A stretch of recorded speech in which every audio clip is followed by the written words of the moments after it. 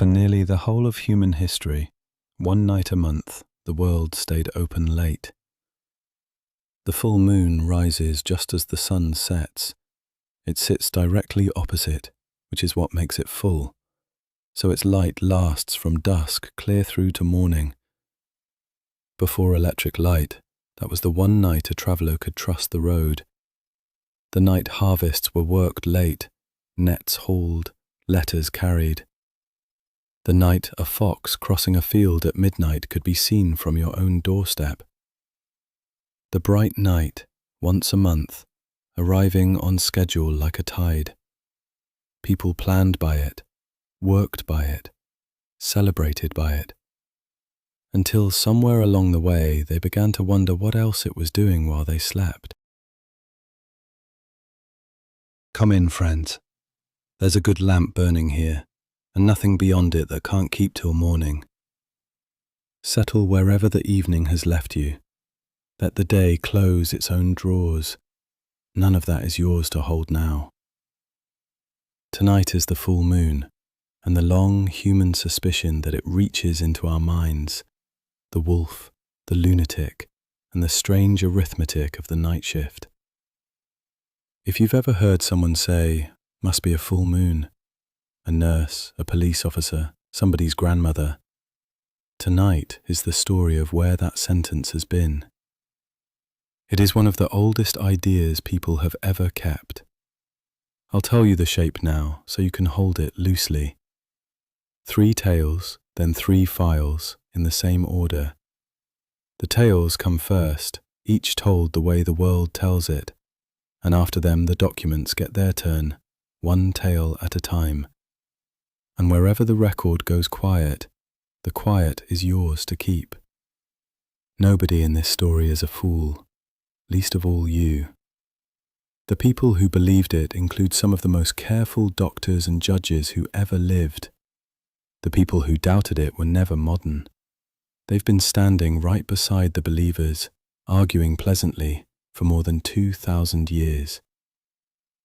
I'm keeping one small thing for the very end, a vote taken in a marble room 398 to 1, because the 1 is the best part.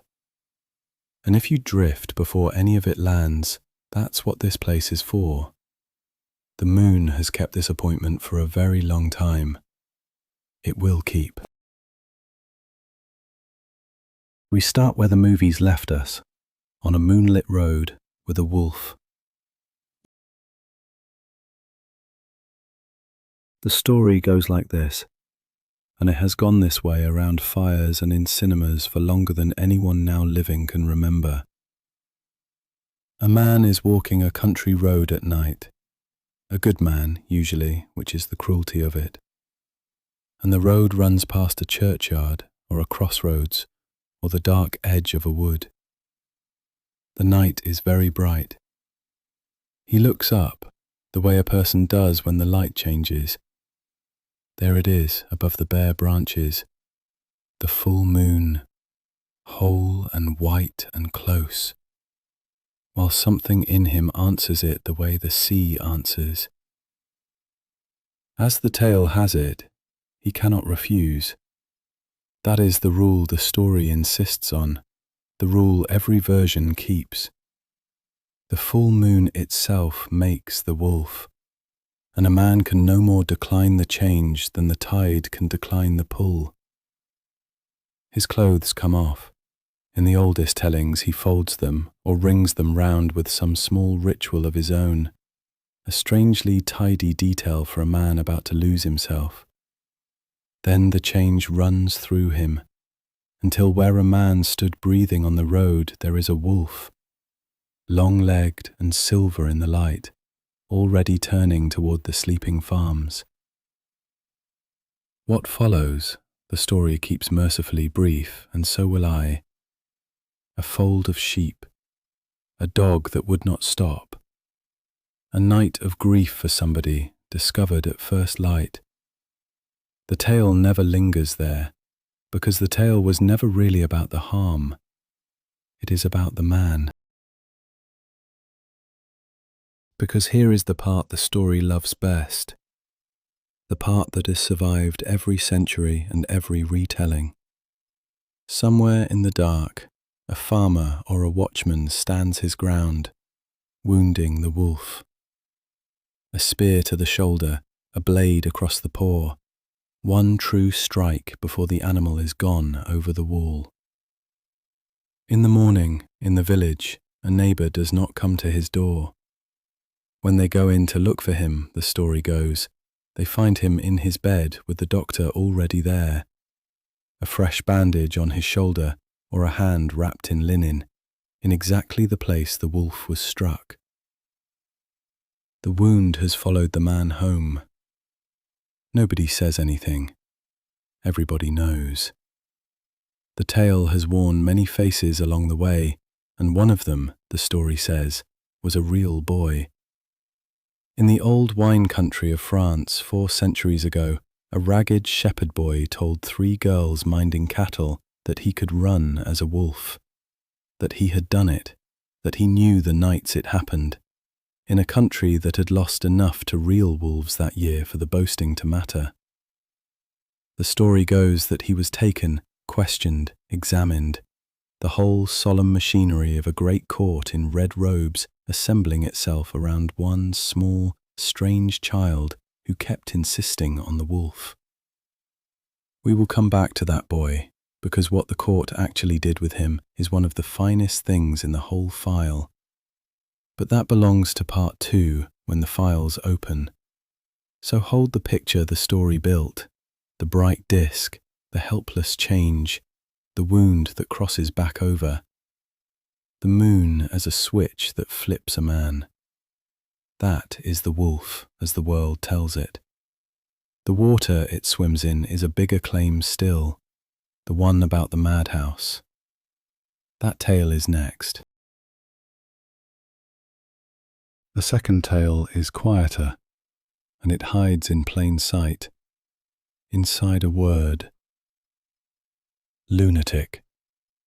Luna, the moon, sits right there in the middle of it, the way a fossil sits in limestone.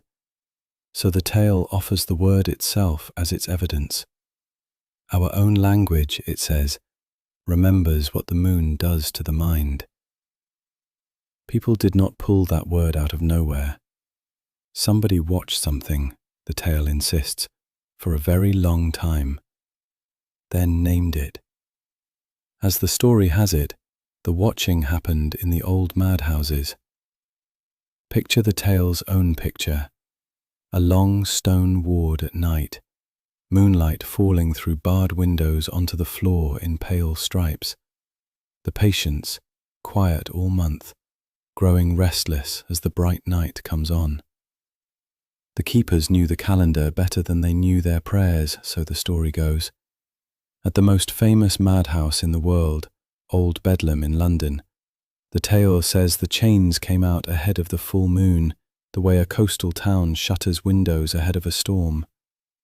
Not as punishment for anything done, but as preparation for what the moon was about to do. The almanac open on the keeper's table, the story goes, was as much a medical instrument as anything the doctors carried. And the tale climbs higher than the madhouse, into the courts. The judges of Old England, it says, did not merely tolerate the moon, they wrote it into the law. A lunatic, in the old legal telling, was not simply a person out of their senses. A lunatic was a person whose senses came and went on a schedule, mad at the moon's changes, clear-headed between them.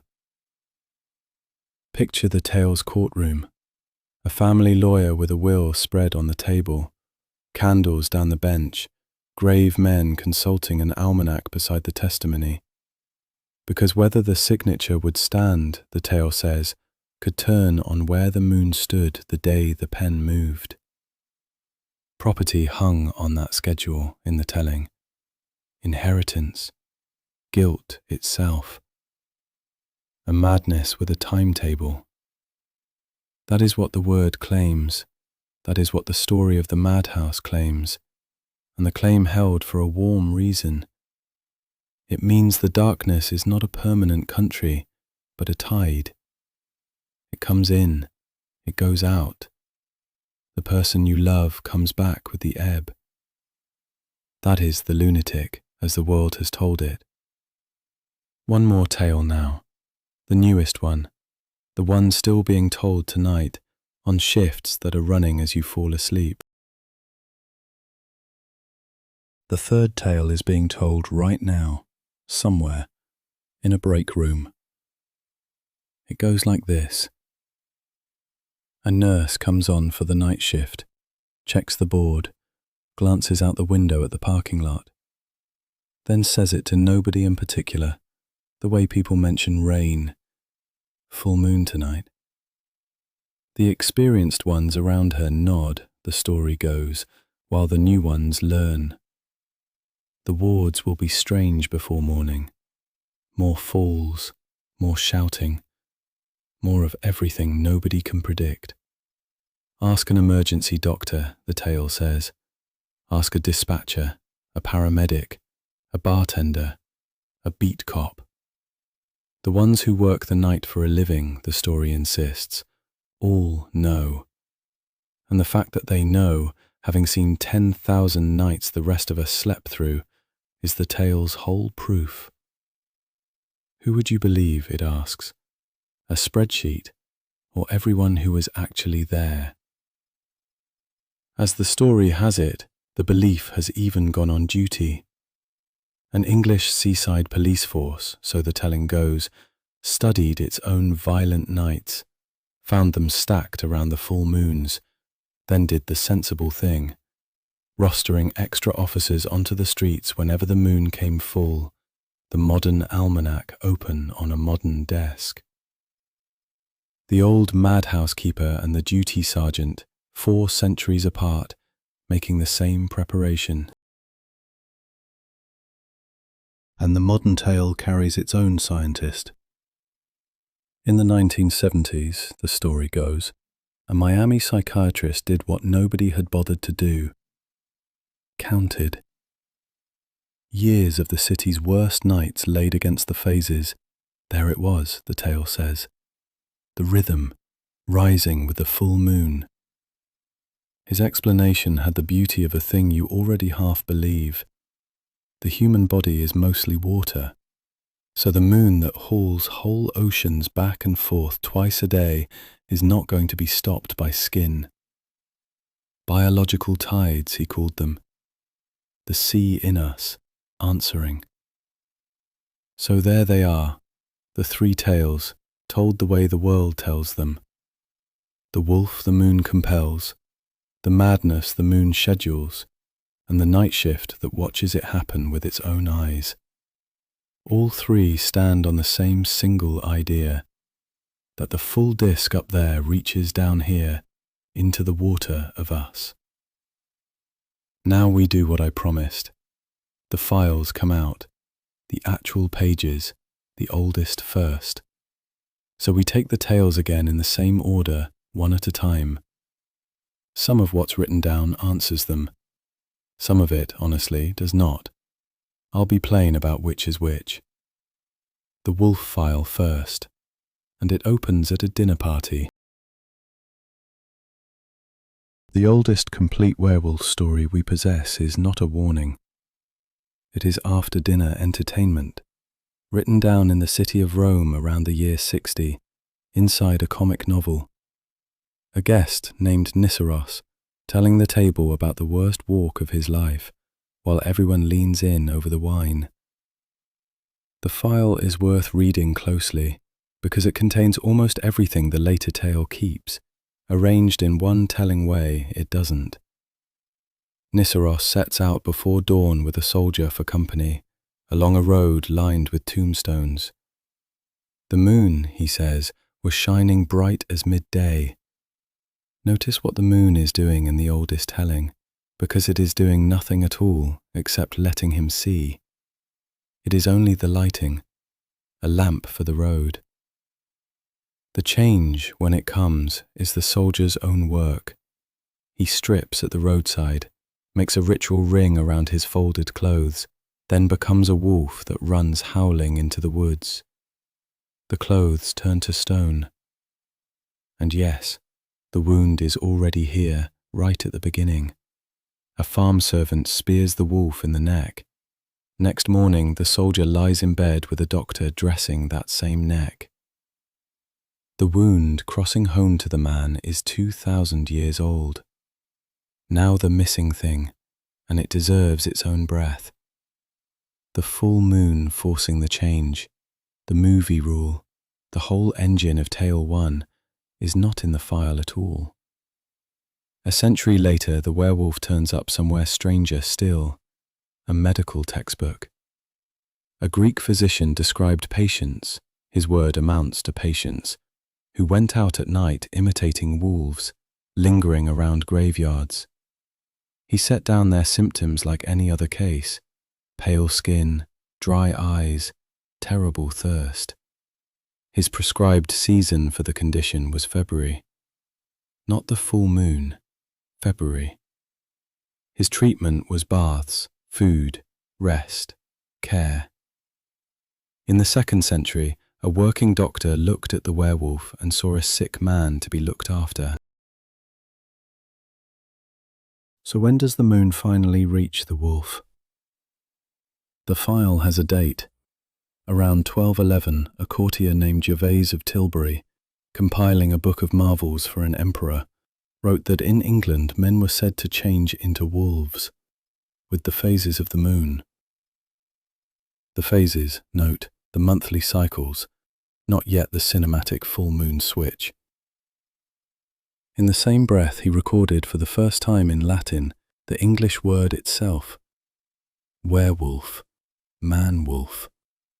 Naming names: a knight of Auvergne, a man of the Vivier's hills, monthly wanderers of the roads. That page, 1,000 years after Niceros, is where the moon and the wolf are first tied together in writing, and even then loosely. The bright disk that compels the change, the one the movies taught us, is younger than the movie's own grandparents. It is, by the file's honest reckoning, mostly a 20th century invention resting on medieval bones. Which brings the file to the boy. Spring 1603, the wine country north of Bordeaux, in a season when real wolves had been at the flocks, and worse, when every village had reason to be afraid. 3 girls minding cattle, 13, 18, and one whose name the record never kept, met a begging shepherd boy of about 13, small for his age, who told them he could run as a wolf. The boasting of a hungry, abandoned child into exactly the wrong year. He was taken, he was questioned, he kept insisting, until the case rose all the way to the Parlement of Bordeaux, one of the great courts of France, in the very decades when such courts were sending the accused to the stake. On the 6th of September 1603, the first president of that court, in his ceremonial red robes, pronounced the sentence, and it was not fire. The boy was sent to a friary in Bordeaux, to be fed, taught, kept. The record's own reason survives in one plain line. The court had regard for the age and imbecility of this child. The judges looked at a self-declared werewolf and saw a child whose mind could not carry what he was saying. The 2 men he had accused alongside himself were released. And 7 years later, a famous hunter of witches visited the friary to see the wolf boy for himself, finding a small, dazed young man, glad of visitors, still half believing his own story. What the judges privately believed about werewolves, the file honestly leaves open. One contemporary thought the court never denied such things could be. But what they did is there on the page. In the middle of the burning years, a court chose mercy. A boy lived. That is the wolf in the record. The word lunatic is next. Its file begins with a single Greek verb. The word's file opens even earlier than the wolf's, and with a surprise. The first voice in it belongs to a debunker. Around 400 years before our era, a Greek physician sat down to write about the seizure illness his age called the sacred disease, and he came out swinging at the faith healers who blamed it on the gods. It was, he wrote, no wise more divine nor more sacred than other diseases. It came from the brain, where it could be studied like anything else. Here is the detail worth carrying all night. In that whole furious little book, the moon is never once accused. His charlatans blame this god and that goddess for the fits. The moon appears a single time, as something a fraud might boast of pulling down from the sky. At the very beginning of the file, the skeptic is already on the record, and the moon hasn't even been charged yet. The charge arrives fully formed inside a word. 4 centuries later, in the Gospel of Matthew, crowds bring their sick to be healed. Among the categories listed, the paralyzed, the possessed, stands a rare Greek verb making what amounts to its literary debut, seleniatsomai, to be moonstruck. Later in the same gospel, a father uses it for his boy, who falls into the fire and falls into the water. The seizure picture, plain to any modern reader, welded to the moon inside a single word. Between the skeptic and the scripture, somewhere in those silent centuries, somebody first blamed the moon for the falling sickness. Who? When? Why? The record simply does not say, so I won't invent it. All we know is that by the time the word surfaces, everyone already understood it. Then comes my favourite man in this half of the file, the translator. Picture him at the work, late in the 4th century, a desk in Bethlehem, lamplight on the Greek page, a scholar named Jerome building the Latin Bible the West would read for 1,000 years, one word at a time. He reached that Greek verb and rendered it lunaticus, the moon word sealed into scripture. And here is the turn. Jerome himself did not believe it. In his own commentary, he wrote that the sufferers were not truly struck by the moon at all, that demons merely timed their attacks to the moon's seasons, to slander the creation by framing its gentlest light. The other great church scholars of his age argued the same. One of them, preaching on that very passage, dismissed the moon's guilt with a wave you can still hear, away with the thought. Sit with the strangeness of that gently. The man who put lunatic into the Bible left a note beside it saying, in effect, the moon is innocent. The word outlived the footnote by 15 centuries. English tells the same joke on itself. The old Anglo-Saxons called the sufferer month-sick, and their remedy books were not kind. One prescribes a whipping with a porpoise skin lash, mentioned once here because honesty requires it, then left behind. But when the first English translators of the Gospels reached Jerome's lunaticus, monks at their writing desks, weighing one English word against another the way translators always have, some of them made a remarkable choice. They wrote philesok, fall sick, the falling sickness. 10th century monks, quietly making the same diagnostic call modern medicine would make 1,000 years later, then losing, just as the skeptics always lose in this file. Fall sick faded, lunatic conquered the language. The word had won the page, then the pulpit. Next it won the courtroom, then the madhouse. That file is the strangest of them all. The tale said the moon was written into English law. On this point the file says, true, word for word. Blackstone's Commentaries, 1765, the book from which generations of English and American lawyers learned their trade, defines a lunatic as one who has lucid intervals, sometimes enjoying his senses and sometimes not, frequently depending upon the change of the moon. That sentence carried real weight in real lives. It separated the lunatic, who might recover, whose estate the Crown held in trust against his return, from those the law said would never recover, whose property was simply gone. Whether your family kept your farm could turn on the moon's place in your madness. The tale did not exaggerate that part at all. But the file also catches the tale inventing, and I'll flag this one before I say it, so there's no mistaking it. What comes next is a fake, a known fake.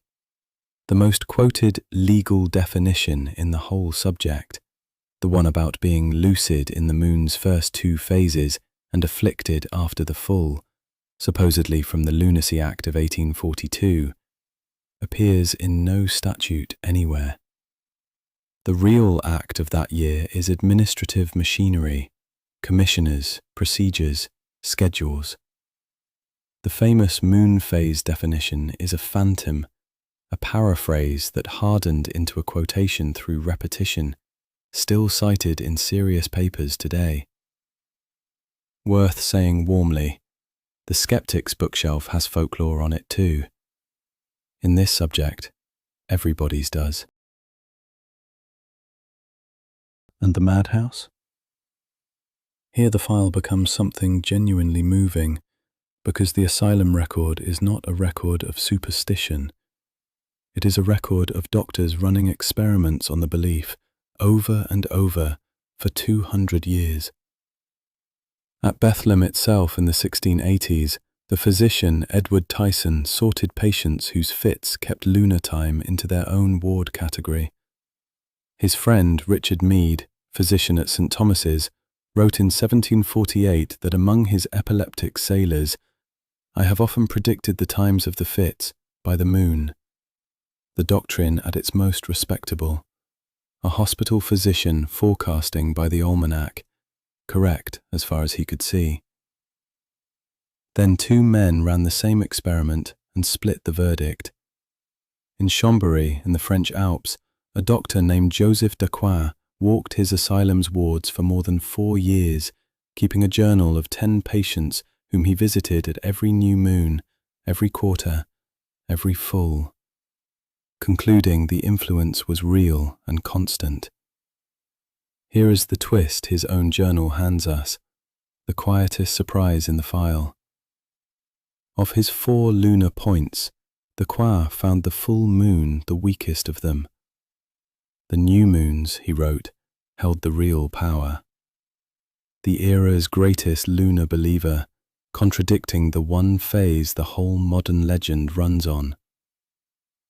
Meanwhile, in London, the apothecary of Bethlehem, John Haslam, I kept during more than 2 years an exact register, checked every patient against the moon over 2 full years, finding nothing at all. Nothing. He also offered a reason the belief survived anyway, one we will meet again before the night is out. Restless patients sleep worse when moonlight comes in the windows, while coincidences get remembered. One more page from Haslam, and it needs a level voice. The almanac-timed cruelty the tale places inside Bedlam, Haslam locates elsewhere, out in the country workhouses, before patients ever reached him. Recovered patients told him how it went. A workhouse master, reading the moon's age out of the almanac, would restrain a perfectly calm person in advance, meeting trouble that had not come. Haslam set it down with disgust, beside a register proving the trouble never kept the moon's schedule at all. The moon governed how people were treated on the way to Bedlam. Inside it, the man with the ledger was quietly disproving the whole idea. The register lost, the word won again, for another century. Not until 1930 did British law retire lunatic for person of unsound mind. The word coined under a Roman moon outlasted every doctor who ever counted against it. Why did something so countable, so counted, hold on so long? Because, this is the next file, believing it was never foolish. Stand on any beach at tide turn and you can watch the best evidence the belief ever had. The sea rises, holds, falls back, twice a day, in time with the moon. The ancients knew it well. Pliny the Elder, writing his great encyclopedia of nature in the 1st century, laid out the timing of the tides against the moon's risings with essentially perfect accuracy, 17 centuries before Newton explained the mechanism. Hold that in place a moment, because it changes the standing of the whole belief. The lunar doctrine was not a fantasy bolted onto the world. It began from a true observation that anyone could reperform for free on any shore forever. The moon demonstrably pulls the sea. What else, a reasonable person had to ask, might it pull? Pliny's answer, his system, not the world's truth, was complete. The moon, he taught, fills and empties all moist things as she waxes and wanes. Shellfish swell with her, sap rises with her, the fluids of the body follow, increased or diminished in proportion to the quantity of her light. In that same telling, the doctors of that world held the brain to be the moist organ, the one that could be, in the old rationalist's own phrase, dissolved and overpowered with moisture. A wet brain in a world visibly pulled by the moon. The logic closes like a well-made door. A person who accepted the true tide claim had no principled reason to refuse the false brain claim on the next page. That is not folly. That is reasoning, working carefully from the best physics available toward a wrong address, which is most of the history of ideas told honestly. And the belief had a second engine, softer than physics. It was kind, or rather what it promised was kind. The promise, not the delivery, is the point, whatever the moon was actually doing. Think about what lunatic held out to a frightened family. A madness with a schedule is a madness that ends. The lucid interval was built into the very word, meaning the person you loved was not gone but eclipsed. Wait for the wane, then reason comes back with the ebb. Compare the alternatives on the ancient menu. A god's punishment, a demon in residence, a sin being repaid, and the moon was the gentlest diagnosis on offer.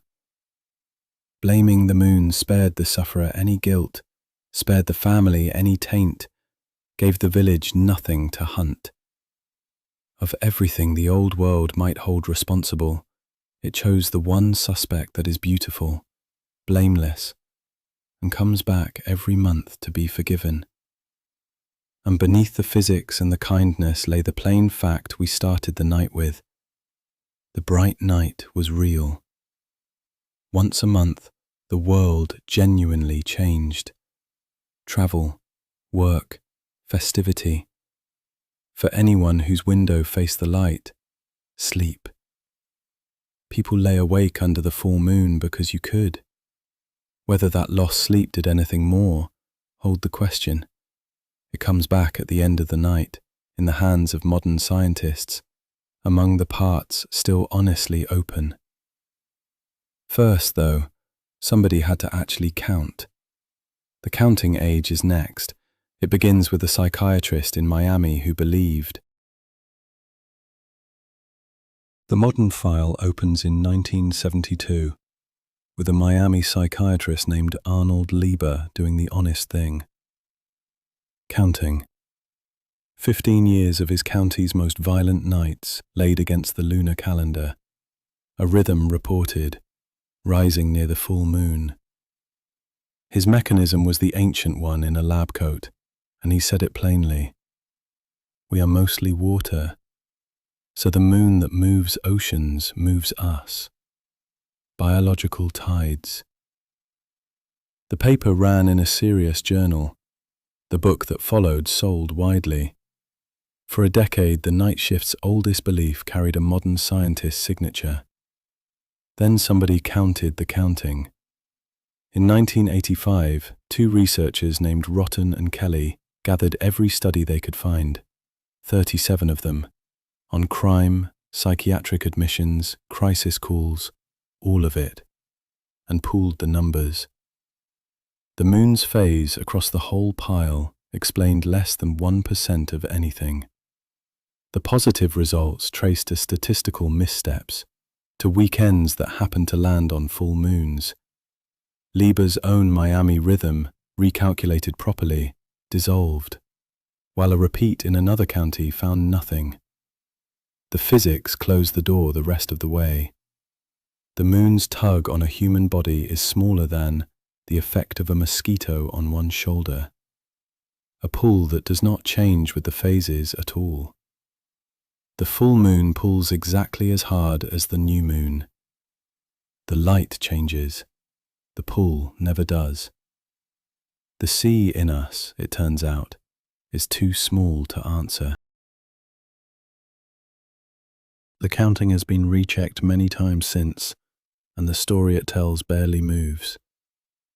12 years of psychiatric emergency records at a naval hospital, nothing. Crime data laid against the phases, nothing. The most charming entry is a Christmas issue of the British Medical Journal in the year 2000, which ran two studies side by side in the same issue on the same day. One from the English city of Bradford, finding animal bites doubling around the full moon. One from Sydney in Australia, finding no lunar pattern in animal bites whatsoever. The whole 2,000-year argument staged as holiday entertainment in a single day's paper. So why does the shift still believe? The file's answer is gentle, and it lives in everyone's own memory. A chaotic night under a full moon gets a label, well, full moon, and the label makes it stick. A chaotic night under a half moon gets no label, so it dissolves. The full moon is the only phase most of us can name on sight, which makes it the only phase that can ever take the blame. Do that for a career of night shifts, and the pattern builds itself, honestly, out of nothing. Which is why, when researchers surveyed hospital workers in the 90s, the people closest to the chaos believed the most. Not ignorance. Accumulated, memorable nights, doing what memorable nights do. And that is exactly who Inspector Andy Parr was, the Sussex policeman behind the tale's modern police story, which really happened in Brighton in 2007. 19 years on the beat, an internal look at a year of violent nights, a method, by his own cheerful account, of laying a graph of the violence over a graph of the full moons, and look. The peaks lined up. Extra officers went onto the seafront on full moon nights. Also, a detail the retellings always drop, on paydays, which the same review had flagged. His words to the reporters carried a working man's hedge. People got, he said, a bit stranger on the full moons, more fractious, adding that he'd like the universities to test it properly, because he knew a pair of graphs wasn't proof. When criminologists later ran the numbers on a whole city's crime, the moon showed nothing. There is no villain here, not even a fool, just a careful cop, a memorable beat, and the oldest pattern-making machinery in the human head, still running exactly as designed. Which leaves only the honest question. Is there anything at all left in the file that isn't memory playing tricks? There is, one corner still genuinely open. That is the last file of the night. Because here is the part I find most satisfying after all that counting. The case never quite closed, and the people holding it open now are the scientists themselves. In 2013, a sleep scientist named Christian Kajochen and his team in the Swiss city of Basel went looking through old sleep laboratory data, recordings made years earlier in a windowless room with no clocks, for a study that had nothing to do with the moon. Nobody in the building had been thinking about it at all, which is exactly what makes the file interesting. Sorted afterward by lunar date, the recordings seem to show the deepest sleep thinning around the full moon. People took a few minutes longer to drift off, slept some 20 minutes less, sealed away from any sight of the sky. The full moon, found indoors by accident. A year later, a rival team answered with more than 2,000 recorded nights showing no lunar pattern at all. Plus something quieter, more damning. Unpublished null results sitting in file drawers because the moon did nothing never makes a journal cover. Kajochen's group replied that the bigger data was the sloppier data. Both sides are still standing. The one study that would settle it has never been run. And there is an older, warmer idea waiting under that fight. In 1999, a psychiatrist proposed what he called, in effect, a fossil. Before artificial light, the bright night genuinely stole sleep, while lost sleep is a proven trigger for the seizures and the manias the word lunacy was coined around. If that's right, the ancients were not hallucinating a pattern, they were reporting one, until the streetlight and the curtain cut the wire. The modern nulls, on this reading, prove only that a disconnected machine no longer runs. And in 2021, field researchers strapped sleep trackers to volunteers in communities in Argentina, some with electricity, some without, finding sleep genuinely shortening on the moonlit nights before full moon. Faintly, the same rhythm even showed in college students in the American city of Seattle. The bright night still faintly pulling at sleep under all our lamps. 2 more pages, and then the quiet. In Tanzania, biologists studying decades of lion attacks found them clustered in the dark early evenings just after the full moon. When the bright nights end and the early hours turn abruptly black. The full moon, in other words, was once a true warning. Not that madness was coming, but that the dark was. An ancestor who felt uneasy at the full disk was not wrong to. Then, in 2017, a scientist named Thomas Wehr, the same man who discovered how people slept before electric light, published the strangest modern page in the whole file. 17 patients with rapid cycling mood illness whose swings tracked lunar tidal rhythms for months at a stretch. Skeptics answer, fairly, that any 2-week cycle drifts into step with the moon somewhere, given enough arithmetic. Unreplicated, not refuted, genuinely open. So this is where the record honestly stands, and I'll leave it exactly here. The moon's pull cannot reach your mind. That part is settled physics. Whether its light once reached deep into human sleep and still faintly does, whether the old belief is a portrait of our pattern-hungry memory or the fossil of something real, the file does not say, while the people who count for a living go on politely disagreeing in the journals. What you believe from here belongs to you. It always did. One last small thing remains, the thing I've been keeping since the lamp was lit. It happened in a marble room. On the 5th of December 2012, the United States House of Representatives spent part of an afternoon on the word itself. A bill had come over from the Senate to strike lunatic from every remaining corner of federal law. It was still lodged, of all places, mostly in the banking statutes. The vote, 398 to 1. 24 centuries after a Greek doctor first shrugged at the moon blamers, a legislature formally showed the old word the door. And the one, the single no, the vote I promised you, came from a congressman from Texas. He did not object to kindness.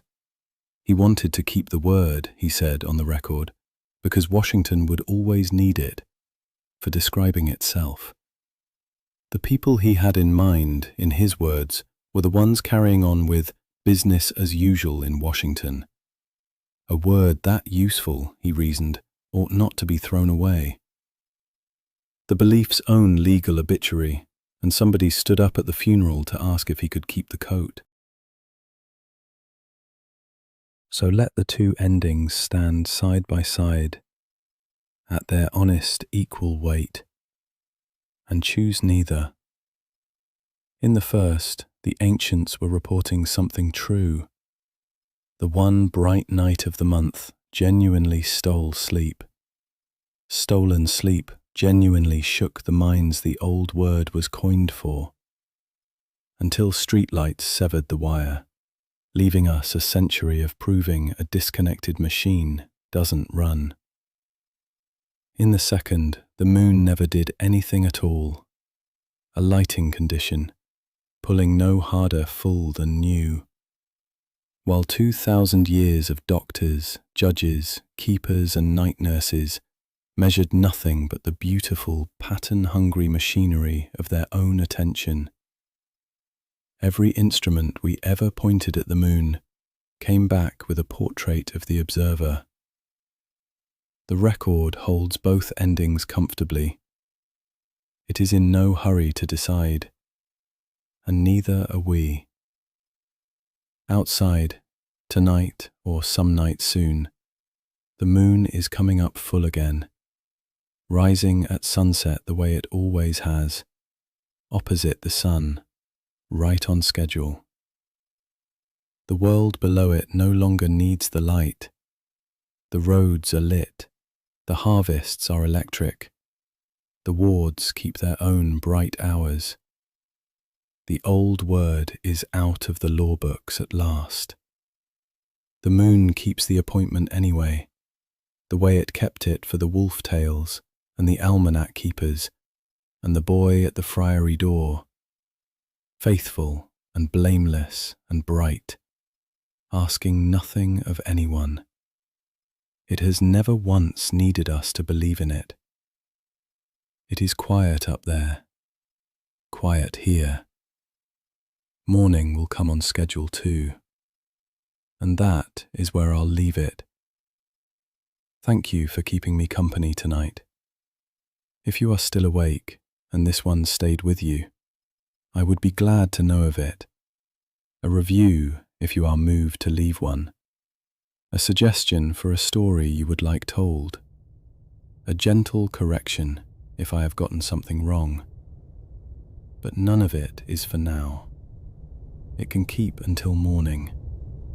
There is nothing left to do. Let the room stay quiet and let yourself rest. I will be here.